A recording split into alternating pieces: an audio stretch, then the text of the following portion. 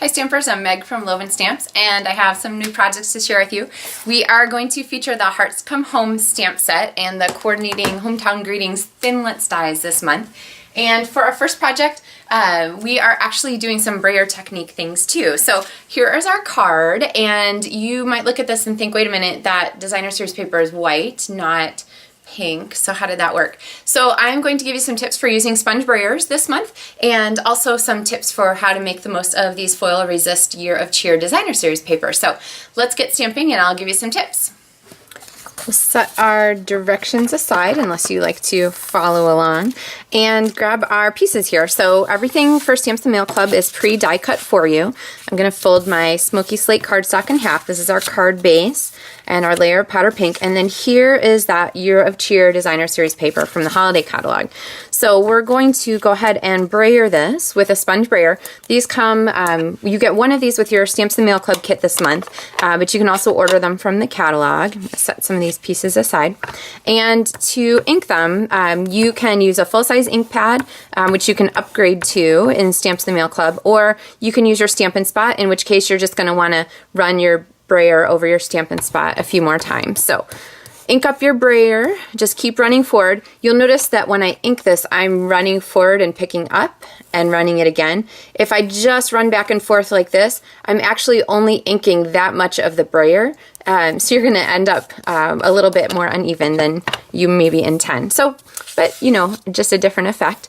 And then I'm just going to start brayering. So I'm going to run my sponge roller back and forth. I'm going to ink it up. And I'm not going over the same place over and over again because I want to spread the color out. And when you do this, you're going to find that like you get some stripy looking things, you get some lines, you get some places where it's a lot darker. Turn your paper, turn your sponge brayer as you go, so that as you're layering the color on, you are shifting the places where you're adding the color. That way you'll be less likely to get those lines. Okay, you also notice that the silver is staying nice and shiny here throughout our brayering. That is because it is a metallic foil on the paper, and it will resist the ink entirely, which makes it just gorgeous. You can actually, when you've gotten this far, you can make that foil pop by grabbing just a tissue and running over the top there just a little bit so that you end up with that really nice, bright, shiny foil. All right, so this is going to be the background for our card.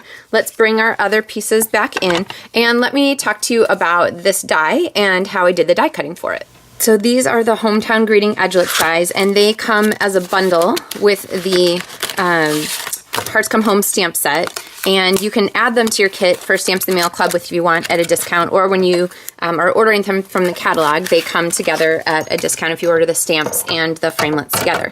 So the one we're using here is the one with a church on it, and if you pull your dies out and you realize that there's little tiny pieces of cardstock caught in it, to start, just make sure you pop those out before you cut, because you'll really get the best effect, the best cutting, if you have a clean die to start with. Okay, so now this might be sort of shocking to some of you. The basics of the sandwich are the magnetic platform, which I really like, even though we're not lining anything up specifically. I have a cutting plate. I'm going to put our cardstock and our die in the middle, and then cutting plate on top. Now, here is the thing.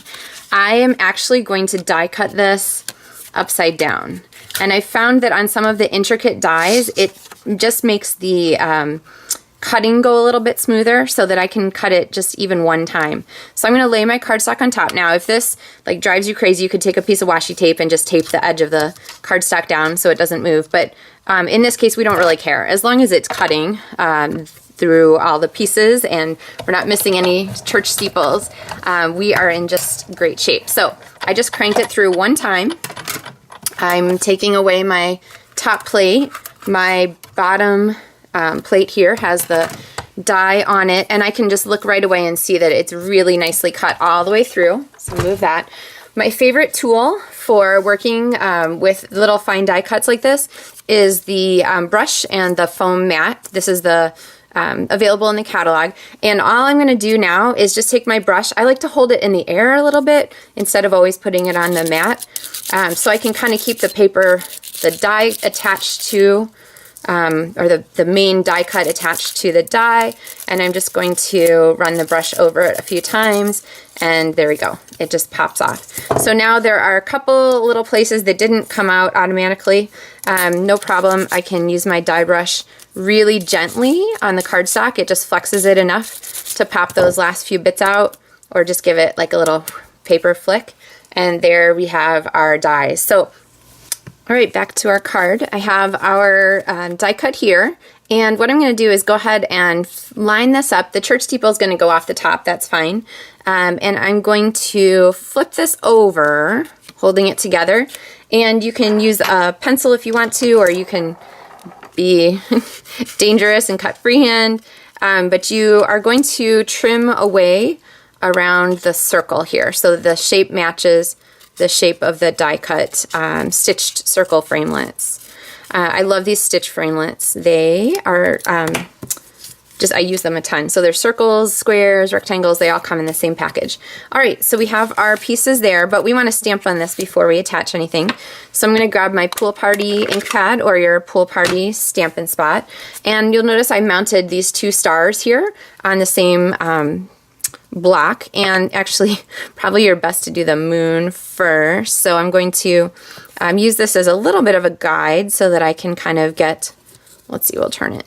There we go. So I can get my moon where I want it, and then use the pieces as a guide and just keep pulling them away so that you can get your stars where you want them. And I'm going to turn this just a little bit so it's not always the big star or the little star that's showing. Maybe we'll put one so it pops through down here, and maybe, there we go. Okay, so now we have our Starry Night scene, and I'm going to go ahead and attach these, and I am going to use Stampin' Dimensionals to pop them up, which is a great way to add extra dimension to your projects. I'm actually going to use some of these little tiny ones here on the tops of the items. Remember not to put one necessarily at the top of the steeple, and then you can just check that they're not showing through from the front, since the steeple topper is actually not going to be mounted here on our card. So I'll turn this back where I had it and go ahead and pop that down. Okay, so now we have a nice dimension there with our centerpiece for our card. All right, there is a strip here of Whisper White. I'm going to go ahead and stamp my Merry and Bright on there and cut some banner ends with my scissors. Okay.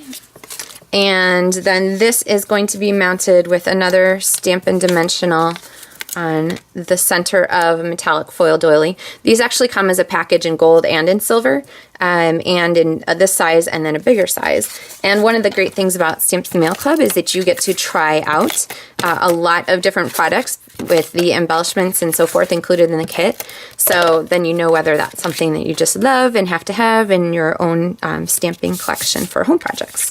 All right, so I am layering here and going to add our pieces. I love the soft colors here on this project. And then I'm going to layer on our circle with more Stampin' Dimensionals, because why not, right? Okay, oops, flipping things around too fast. That is going to go there in the center upward part of our card. And then one more, we'll just add another Stampin' Dimensional here behind our doily. And I'm going to slide this right across the top here. All right, and there we have our finished card with our sponge brayered background. A great way to use your brayers to get your foil designer series paper in exactly the color you want, and some fun tips for die cutting. If you need a Stamps the Mail Club kit, I have just a couple of these left, so make sure you visit my website and request it soon. Otherwise, thanks so much for watching, and I hope you're enjoying your stamping at home. Let me know if you have any questions or ideas for projects you'd like to see, and I look forward to sharing another project with you soon. Happy stamping!